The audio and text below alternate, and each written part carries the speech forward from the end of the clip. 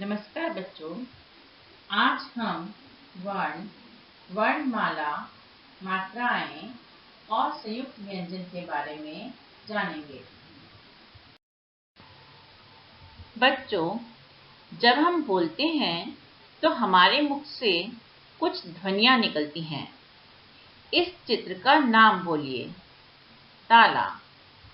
यह बताइए कि ताला शब्द में कितनी ध्वनियां हैं।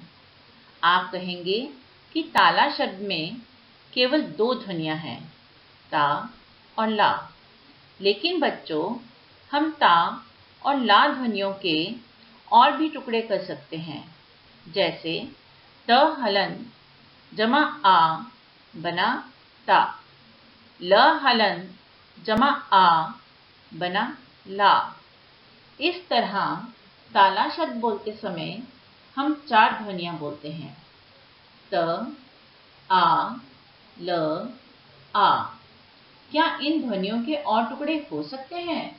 नहीं, इन ध्वनियों के और टुकड़े नहीं किए जा सकते। ये सबसे छोटी ध्वनियां हैं। भाषा की सबसे छोटी ध्वनि को वर्ण कहते हैं।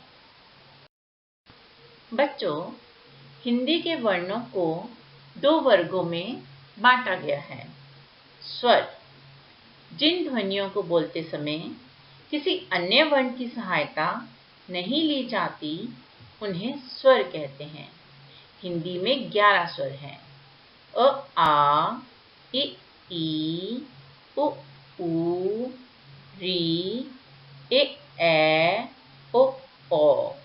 व्यंजन, जिन ध्वनियों को बोलते समय स्वरों की सहायता ली जाती है, उन्हें व्यंजन कहते हैं। हिंदी में 33 व्यंजन हैं। क, ख, ग, घ, ङ, च, छ, ज, झ, ञ, ट, ठ, ड, ढ, ण, ढ़, ढ़, त, थ, द, ध, न, प, फ, ब, भ, म, य, र, ल, व, श, श, स, ह। वर्णमाला, स्वरों और व्यंजनों को मिलाकर हिंदी की वर्णमाला बनती है। वर्णमाला में सारे वर्ण एक निश्चित क्रम में लिखे जाते हैं, यानी कि वर्णों के व्यवस्थित समूह को वर्णमाला कहते हैं। बच्चों, स्वर और व्यंजन के अलावा हिंदी में 4 संयुक्त व्यंजन भी हैं। च, त्र, य, श्र। ये 2 व्यंजनों को जोड़कर बनते हैं, इसलिए संयुक्त व्यंजन कहलाते हैं। श, क और श से मिलकर बना है। त्र, त और र से। य, ज और य से। श्र, श और र से मिलकर बना है। इन सब में पहला व्यंजन आधा है और दूसरा पूरा। हिंदी भाषा में कुछ अन्य ध्वनियों का भी प्रयोग किया जाता है, जैसे अनुस्वार। इसका उच्चारण केवल नाक से होता है। इसका चिन्ह बिंदु के रूप में शब्दों के ऊपर होता है, जैसे सुंदर, बंदर।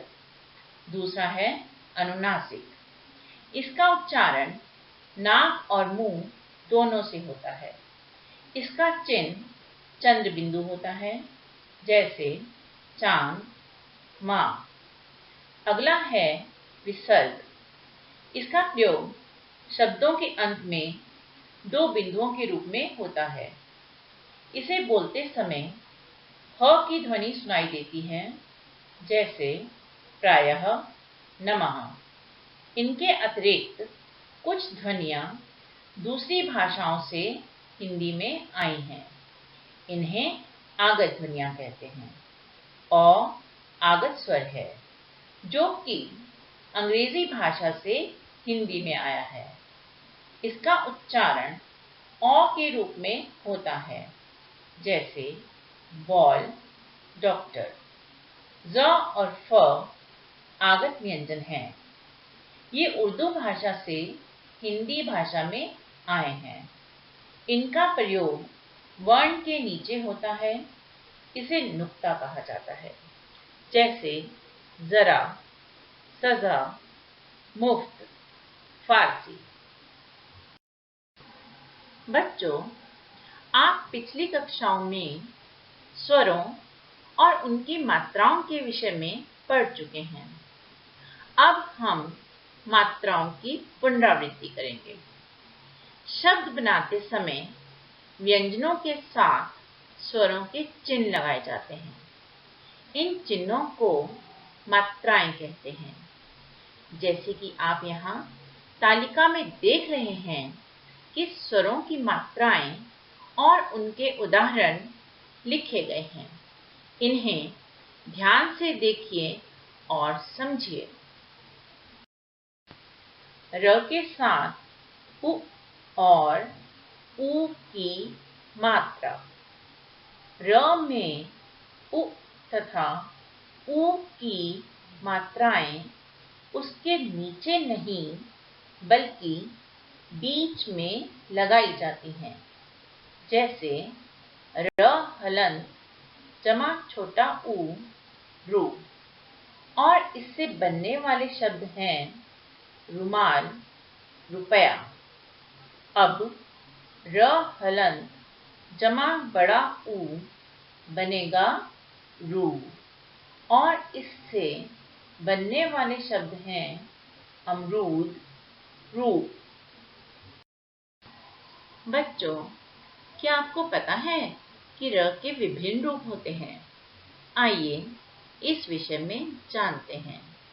आधा र अगले व्यंजन के ऊपर मात्रा की तरह लगता है। इसे रेफ कहते हैं। जैसे पार्क, निर्बल। आधे व्यंजन के साथ जब पूरा र आता है तो वह उसके पैरों में मात्रा की तरह लगता है। इसे पदेन कहते हैं। जैसे प्राण, प्रधानमंत्री। जैसे कि आप सामने तालिका में देख ही रहे हैं कि ट वर्ग में ट और ड के नीचे र का रूप कुछ अलग तरह से होता है। जैसे राष्ट्रपति, ड्रम। तो बच्चों, अब हम जान गए हैं कि मुख से निकलने वाली ध्वनि के सबसे छोटे रूप को वर्ण कहते हैं। वर्णों के क्रमिक समूह को वर्णमाला कहते हैं। र वर्ण के अनेक रूप होते हैं। दो व्यंजनों के जोड़ को संयुक्त व्यंजन कहते हैं। अब आपने वर्ण, वर्णमाला, मात्राओं और संयुक्त व्यंजन के बारे में जान लिया है। इनके अधिक से अधिक अभ्यास द्वारा अपना ज्ञान बढ़ाइए और समय का सदुपयोग कीजिए। धन्यवाद।